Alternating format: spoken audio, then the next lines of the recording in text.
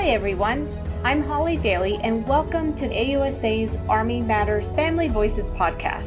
In line with AUSA's overall mission to educate, inform, and connect, the AUSA Family Readiness Directorate is dedicated to providing all our Army families the tools, resources, and connections needed to manage the ins and outs of their military life journey. In support of our mission, we are happy to welcome Mrs. Robyn Mroszczyk. Mrs. Mroszczyk is the Financial Education Program Manager in the Soldier and Family Readiness Division, Army Deputy Chief of Staff, G9. Welcome, Robyn. We are so happy that you are joining us today, and I am looking forward to our discussion together. Thank you so much for having me. I am so excited to join you today, and I'm a huge fan of the Family Voices podcast. Thank you, Robyn. We appreciate it. To get started, would you mind telling our listeners a little bit about yourself? I would be happy to. I am a proud Army spouse of an active duty space operations officer. We're high school sweethearts, and we're going to actually celebrate 25 years being together this October, 17 of those being married. And then we have PCS 9 times all over CONUS, and we have 2 amazing boys who are 8 and 14. Professionally, in 2007, I received a military spouse fellowship scholarship from the SINRA Foundation to work towards my accreditation in financial counseling. And that was kind of really at the start of the whole fellow scholarship program. So I was so excited to kind of get into it from groundwork up. So I earned my AFC in 2008.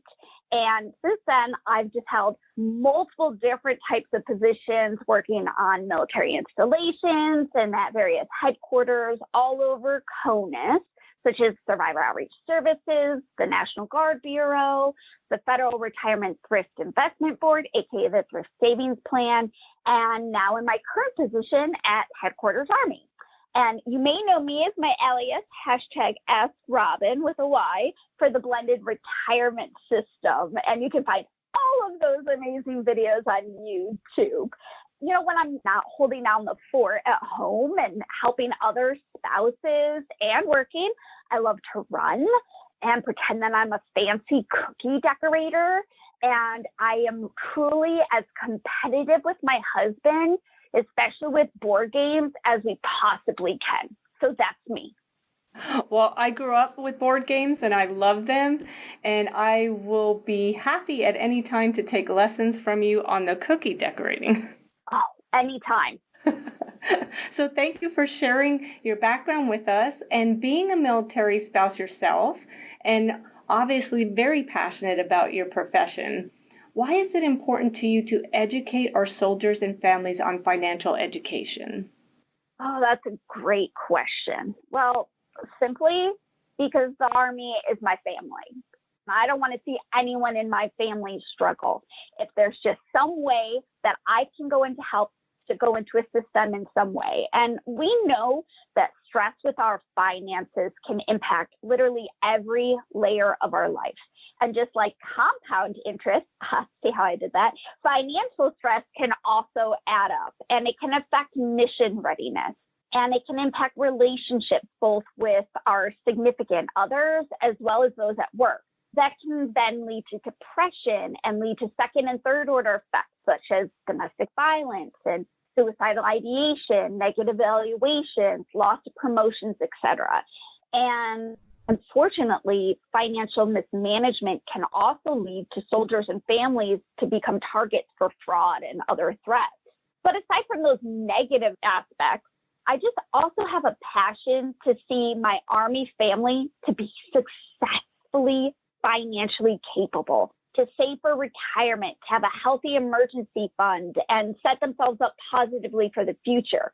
You know, for me, the return on the investment, when you can see that one thing just click, or hear the success stories of overcoming debt, is just invaluable to me. And I truly feel it's my calling. Well, thank you for sharing that. And you actually get to continue that passion in your current position in DCS G9 as the Financial Education Program Manager. What does your position do for our soldiers and their families? So I am blessed that I am in literally my dream job. And that is simply to ensure that the whole Army, total Army, all three compos have the right training developed to be able to take them from civilian life to their time as soldier to when they go and transition out or retire and be a soldier for life, and make sure that they have all the tools necessary to better manage their personal finances. And that includes considerations for the whole family, right? Because in the Army, we retain families. And I help to ensure that financial readiness of soldiers improves the Army's overall readiness and mission readiness. So I do that through various different mechanisms like oversight, development, coordination, and evaluation of the procedures in support of the Army's financial readiness program. So I work with federal and non-federal entities, brief senior leaders, and monitor program performance, but also develop recommendations and problem solve to really ensure that the financial readiness program is consistent with Army and DoD standards. So, Robyn, can you tell us what is the Army doing overall financial change? I don't think we have enough time to truly explain everything that we are doing to support behavioral change with regards to personal finance for all of our soldiers and families. It's truly been transformational this past year. We publish and execute orders, Execute Order 140-21, and that's the Army Financial Literacy Training Program. And we developed and released standardized curriculum. We redesigned our official Army's financialfrontline.org website. We've established monthly check-in meetings, kind of asthma checks with the Sergeant Major of the Army to talk all things financial readiness. And we place financial education in all levels of enlisted professional military education. I mean, those are just to name a few.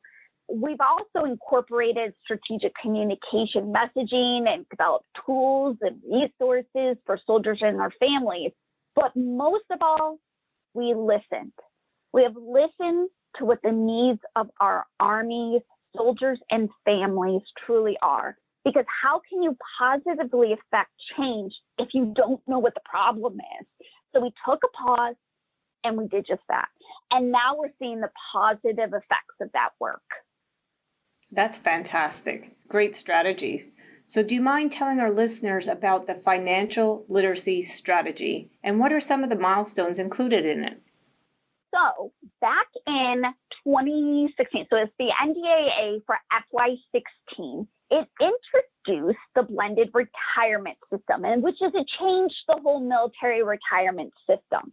At the same time, and to protect all service members, the NDAA also mandated a number of common military training requirements that included financial readiness at just a whole bunch of various personal, professional milestones throughout a whole soldier's life cycle. And each of the services have to meet these standard terminal learning objectives that truly increase the financial readiness training from kind of more of an information and awareness level to an understanding and decision-making level required as they go and manage those increased responsibilities. So when we look at the different milestones, those are like, for example, future soldiers. So even before, while they're still civilians, before they end up going to the recruiting station, while they're under the recruiting command, they're going and receiving financial readiness training, which is truly amazing to me. And then from there, they'll get training at initial entry training, which is for enlisted, is called basic combat training. And for officers, the basic officer leader courses section, that's BOLIC A, and that's pre-commission. And then first duty station is during advanced individual training, or AIT, and basic officer leader course branch, BOLIC B, for post-commissioning. This is the first time, actually, that we will have ever had training for newly commissioned officers during BOLIC B. So this is huge for us. Also for permanent change of station and promotions and pre and post deployment and marriage. divorce, welcoming a new child. So not just a brand new baby, but also adoption and blended families. And then disabling sickness or condition. And this is when that soldier's having to go under the Army Recovery Care Program and a soldier recovery unit for the first time. And also when a family member is first enrolled in the Exceptional Family Member Program. And again, this is the first time that those families will ever receive any sort of financial education that's geared directly for them in that situation. And then there's vesting in the thrift savings plan at the 25th month from the pantry base date. Those are for those that are under blended retirement system. And then continuation pay. That's also for those under BRS. And that's really meant to be kind of like a retention bonus. And then the leadership training that I was talking about earlier. So one thing that I love that I think is amazing is that your husband and the current SMA have just been very passionate about educating leaders on all things for financial readiness. They asked us to put financial readiness training in all levels of enlisted professional military education. So we have it in basic leader course, advanced leader course, and senior leader course, with master leader course and the nominative leader course training coming in FY22. We're just so proud of the work that has gone into creating, for the first time ever, standardized curriculum for the total Army that addresses all of the needs, regardless if you're geographically dispersed or you're right there doing training 365 days out of the year or 1 weekend a month or 2 weeks out of the year. This training is for you. And the tremendous educators that we have teaching it are personal financial managers and personal financial counselors and the soldier and family readiness specialists at the Guard and all the cadre at institutionalized training. And I truly have to say, we could not have done it without the gratuitous service agreement with the USA Education Foundation. We are truly revolutionizing the way that we're learning and speaking about personal finance. Wow. Robyn, as our listeners just heard how critically important this training is. We will be right back with our next question in just a moment. Join AUSA, the Army's premier professional association and host of the largest land power exposition in the United States. AUSA is open to everyone, including all ranks and components. So whether you have a relationship with the U.S. Army or simply want to honor those who serve, you can learn more at ausa.org/join. May I ask you, how has COVID changed the delivery method of these services to get it into the hands of our soldiers and our families? I would say we have honestly been preparing for COVID long before it hit. When we set out looking at how do we deliver this mandatory training, and I'm talking mandatory training that is the same level as SHARP, as cyber awareness. It's mandatory. It's in the Department of Defense instruction, the 1322, that says, hey, you have to go in to take this training. Commanders, you need to ensure that your soldiers are going and getting this training. You know, when we thought about how do we go and deliver this for the total Army that has so many unique challenges, we realized we could no longer rely on that traditional model of, quote, in-person financial literacy and counseling, right? So generational shifts have just truly necessitated a change in the look and the feel of the content to make it just an effective tool towards readiness and well-being and family support. And those multiple components of the Army have a variety of constraints, but they all have that same level of financial literacy training. So we adopted a threefold approach. Soldiers can take the common military training either through distributed learning via the Army Family Web Portal or face-to-face with a personal financial manager or counselor, or through that traditional in-person group training, you know, in a classroom or an auditorium. And as soldiers and families can continue to utilize the great resources of the Financial Readiness Program, they'll be able to do so through virtual modes of delivery. So video conferences, telephone, email, text support, or just coming into one of the family centers. So we haven't let COVID slow us down. We just readjusted. And in the process, we were continuously still right now learning what works for different people, because that one size fits all model just doesn't work anymore.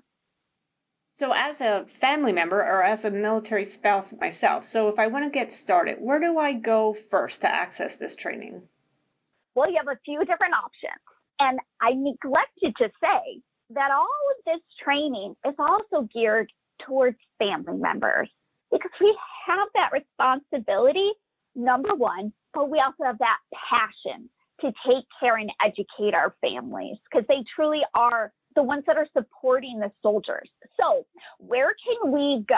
Well, you can go to financialfrontline.org, first of all, and click on families. And this will actually take you to tailored milestone trainings that the Office of Financial Readiness has on their MilSpouse Money Mission website. This is a tremendous resource, and I highly, highly encourage you to check it out, especially the MIL community. And that's where you'll get just truly authentic financial tips from real military spouses worldwide. You'll even find a few from me where I talk about talking to my kids about money and childcare resources and spouse employment. So that's where you can go and find it for families. But you can also look under soldiers on the Financial Frontline website to be able to see the tailored handouts and videos and other resources that pertain to the milestones. And from there, you can also get the direct link to the official training on the online learning management system. And then I just want to tell you about a couple other things on our website, because you can go under tools and resources and you'll find educational videos and calculators and my personal favorite, a self-assessment tool. And that is a self-guided kind of high-level snapshot that just truly allows you to assess where you are today financially.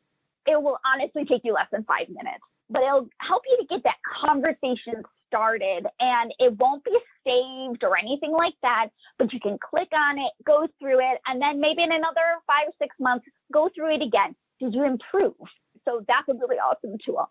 And on the website, you'll also be able to find a personal financial counselor locator map. So that way you can go and get started anywhere, CONUS, CONUS, with no cost financial counseling services. What we find is that so many of our families and soldiers are afraid to use or don't want to use our military resources. And I can't imagine going and having access to free quality resources and not using them. And I want to really heavy hit on that they are confidential. They're not going to be going back to your command or anything like that. They're there to assist you.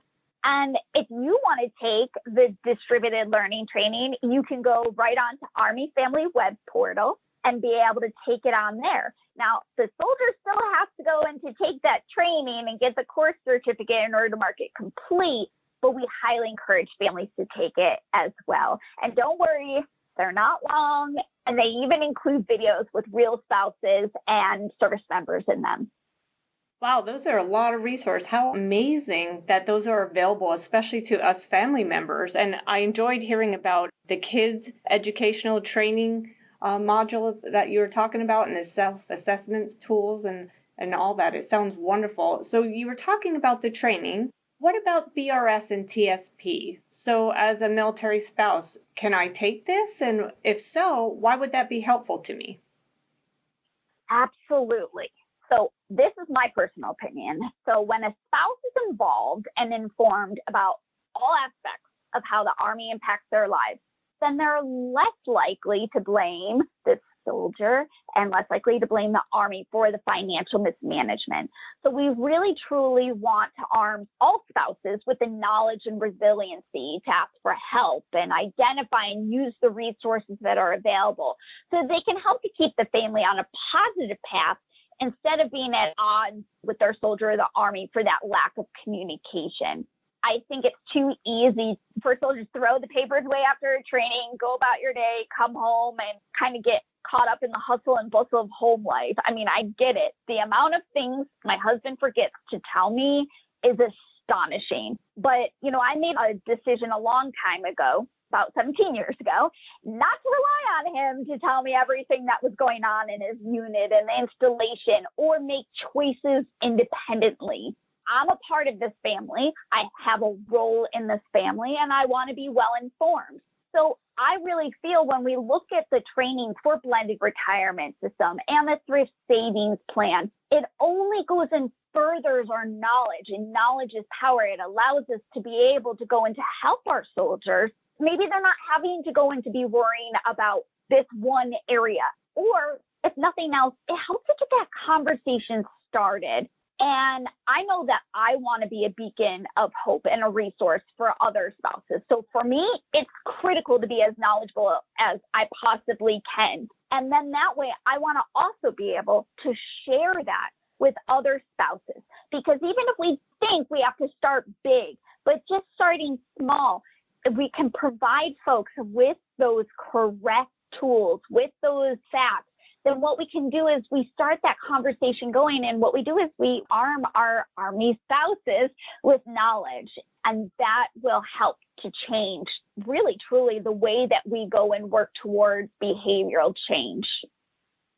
Yes, Robyn, I know myself just going through transition. My husband retired not too long ago, and going through that transition and realizing how important it was to learn all the resources that are out there. Because if I would have to be the caregiver and I would have to make those important decisions, I felt how important it was that I knew more of the ins and outs of what options there were out there for us as a couple. So Robyn, I enjoyed talking with you, and I could talk with you for hours because I feel like there's so much I want to learn about financial education. But before we wrap up today's podcast, would you like to provide any final thoughts, tips, or words of wisdom to our listeners? Words of wisdom. I guess what I would say is that when a soldier and a spouse or a significant other or family, because it come in all different paths, whenever we have financial problems, it negatively impacts our view sometimes of military life. And that can lead to a decrease in retention and dissatisfaction with the military way of life. And this can lead to a decrease in the soldier's military readiness and truly an increase in family and individual stress. And I just want to say that the Army has heard this, and we've developed quality training and tools and resources on financial readiness. We've started that conversation on positive financial management even before soldiers come into the Army, and carry those tailored lessons when and where they need it based on those personal and professional milestones. And I just want listeners to know that your senior leaders, such as the SMA, have placed financial readiness as one of their top priorities. People first. We want to see our families succeed, and we want to be your biggest advocate. But we can only lead you to those resources. We need you to step up and take advantage of those military resources, like the personal financial managers and counselors at your installation. Visit financialfrontline.org. Start those hard conversations with your soldier, and start making personal finance a common topic at the dinner table, and teach our children that it isn't a taboo subject. And that is how we will improve financial readiness in the Army. So thank you so much for letting me come and talk today. I just appreciate it so much, and I am totally geeking out here. So thank you so much for including me. Oh, no, thank you, Robyn. Well, to our listeners, our time has come to an end to close this episode of Family Voices podcast. Robyn, again, all of us here at AUSA would like to thank you for being a military spouse, for sharing your journey, and for your continued dedication to our soldiers and families through your financial profession. So to our listeners, we hope you enjoyed today's episode, and thank you for joining us. No matter where you are and what you are doing on your journey, let us be your eyes, ears, and voice. We are here for you. To all our listeners, thanks for joining us. Be sure to subscribe to the Army Matters podcast on iTunes and everywhere podcasts are found. The Army Matters podcast series is brought to you by the Association of the United States Army, the USARMY's Professional Association, member-supported, Army-connected. Visit us at ausa.org for more information or to become a member. Your membership helps AUSA continue to carry out its mission to educate, inform, and connect with the total Army, our industry partners, and our supporters of a strong national defense. For questions or to provide topic recommendations, email us at podcast@ausa.org. Have a great Army Day. Hua.